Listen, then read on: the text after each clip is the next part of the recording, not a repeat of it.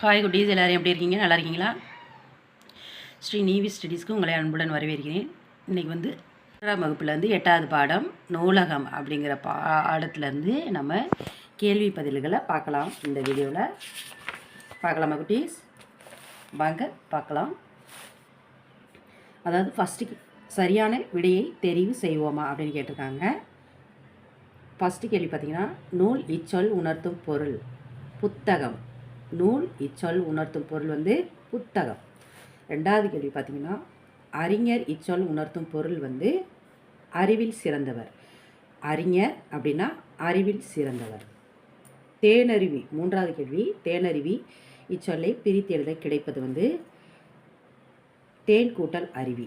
தேனருவி, தேன் கூட்டல் அருவி. நான்காவது கேள்வி பார்த்திங்கன்னா, புத்துணர்ச்சி இச்சொல்லை பிரித்து எழுத கிடைப்பது வந்து புதுமை கூட்டல் உணர்ச்சி. புத்துணர்ச்சி, புதுமை கூட்டல் உணர்ச்சி.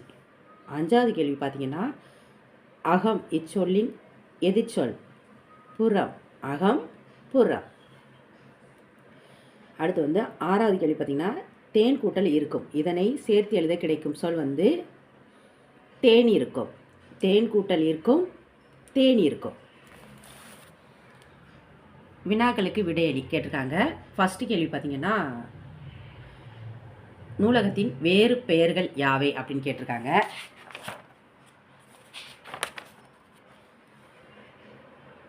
நாற்பத்தி 5வது பக்கத்தில்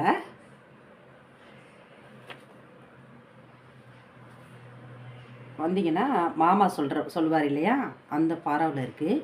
நூல் நிலையம், புத்தகச்சாலை என்பன நூலகத்தின் வேறு பெயர்களாகும். நூல் நிலையம், புத்தகச்சாலை என்பன நூலகத்தின் வேறு பெயர்களாகும்.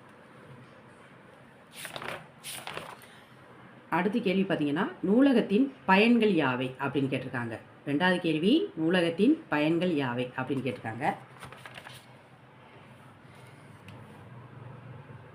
46வது பக்கத்தில் மாமா தான் சொல்லியிருப்பார்.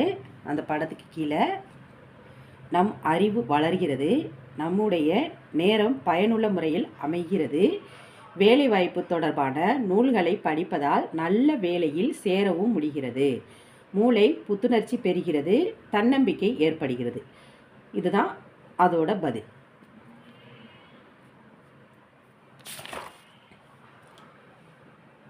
மூன்றாவது கேள்வி பார்த்தீங்கன்னா, நூலகத்தில் குழந்தைகளுக்கான சிறப்பு அம்சங்கள் என்னென்ன உள்ளன அப்படின்னு கேட்டிருக்காங்க.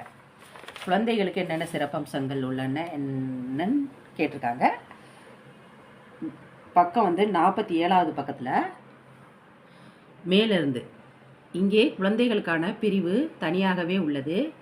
நூலகத்தில் உள்ள வாசகர் வட்டம் மூலமாக நூலக தினத்தன்று குழந்தைகளுக்கான போட்டிகள் அனைத்து நூலகங்களிலும் நடத்தப்படுகின்றன. போட்டிகளில் கலந்து கொள்வோருக்காகவும் போட்டித் தேர்வினை எழுதுவோருக்காகவும் தனியே பயிற்சிகள் வழங்கப்படுகின்றன. ஒவ்வொரு குழந்தையும் அவரவர் வீட்டில் நூலகம் அமைக்க வேண்டும். அதில் நிறைய புத்தகங்களை சேமித்து வைத்து புத்தகம் படிக்கும் பழக்கத்தினை வளர்த்து கொள்ள வேண்டும். அதுதான் அதற்கான பதில். அடுத்து 4வது கேள்வி கேட்டிருக்காங்க. நீ நூலகத்திற்கு சென்று வந்ததை பற்றி எழுதுக அப்படின்னு சொல்லியிருக்காங்க. நீங்கள் நூலகத்துக்கு சென்று வந்தீங்கன்னா உங்களுடைய அனுபவத்தை பற்றி இதில் எழுதிருங்க. அடுத்து வந்து சொற்களை உருவாக்குவோமா அப்படின்னு கேட்டிருக்காங்க. எடுத்துக்காட்டு வந்து வரி குதிரையை வந்து எப்படி பிரிச்சிருக்காங்கன்னு பாருங்கள். வரி, குதிரை, குதி, திரை, வரை, இந்த மாதிரி பிரிச்சிருக்காங்க. இப்போ என்ன பண்ணணும்னா, நமக்கு வந்து திருநெல்வேலின்னு கொடுத்துருக்காங்க. அதை வந்து நம்ம எப்படி பிரிக்கலான்னு பாருங்கள். திருன்னு பிரிக்கலாம். நெல், அடுத்து வேலி, நெல்லி, வேல், இந்த மாதிரி பிரிச்சுக்கலாம். அடுத்து பார்த்திங்கன்னா, பனி புயல்னு கொடுத்துருக்காங்க. பனி, புயல், புல், பல் அப்படின்னு பிரிச்சுக்கலாம்.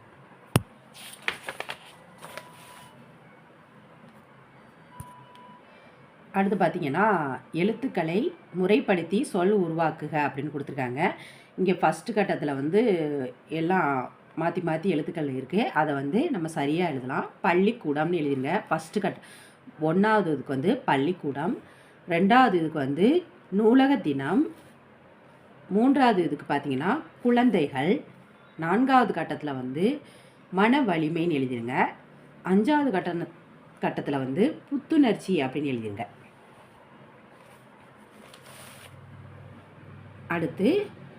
அடுத்த பகுதியில் வந்து 51வது பக்கத்தில் வந்து உரை பகுதியை படித்து வினாக்களுக்கு விடையளின்னு கொடுத்துருக்காங்க. பள்ளி முடிந்து வீட்டிற்கு வந்தால் பூமலர் விளையாடுவதற்காக தன் தோழி மாலதியின் வீட்டிற்கு சென்றாள். வழியில் 2 சிறுவர்கள் வேலியில் உள்ள ஓணானை அடிப்பதற்கு கையில் கல்லோடு குறிபார்த்து கொண்டிருந்தனர். பூமலர் அவர்களிடம், ஓணானை அடிக்காதீர்கள், உங்களை அடித்தால் உங்களுக்கு வலிக்கும் அல்லவா? அதுபோல அதற்கும் வலிக்கும், எனவே உயிர்களை துன்புறுத்தக்கூடாது என்றாள்.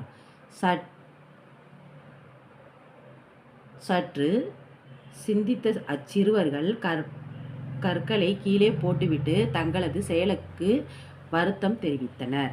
ஃபஸ்ட்டு கேள்வி கேட்டிருக்காங்க. முதல் கேள்வி வந்து பூமலர் யார் வீட்டிற்கு விளையாடச் சென்றாள் அப்படிங்கிறது கேள்வி.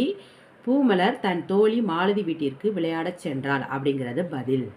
2வது கேள்வி பார்த்தீங்கன்னா சிறுவர்கள் என்ன செய்து கொண்டிருந்தனர் அப்படின்னு கேள்வி கேட்டிருக்காங்க. சிறுவர்கள் வேலியில் உள்ள ஓணானை அடிப்பதற்காக கையில் கல்லோடு குறிபார்த்து கொண்டிருந்தனர். அதான் அதோட பதில். 3வது கேள்வி பார்த்தீங்கன்னா உயிர்களை துன்புறுத்தக்கூடாது என்று கூறியவர் யார் அப்படின்னு கேட்டிருக்காங்க.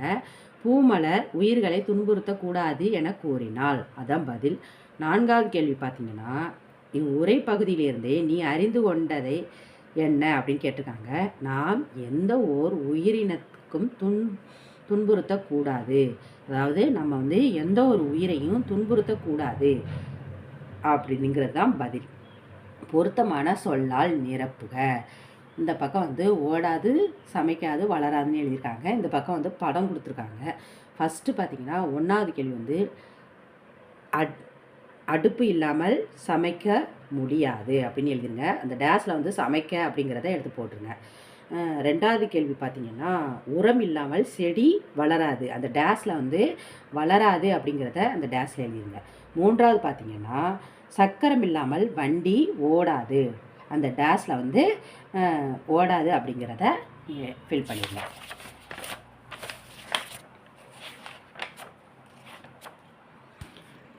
அவ்வளோதான் குட்டீஸ். நூலகம் பாடத்துலேருந்து நம்ம கேள்வி பதில்களை இந்த வீடியோவில் பார்த்துட்டோம். இந்த வீடியோ உங்களுக்கு பிடிச்சிருந்தால் லைக் பண்ணுங்கள், ஷேர் பண்ணுங்கள், சப்ஸ்கிரைப் பண்ணுங்கள்.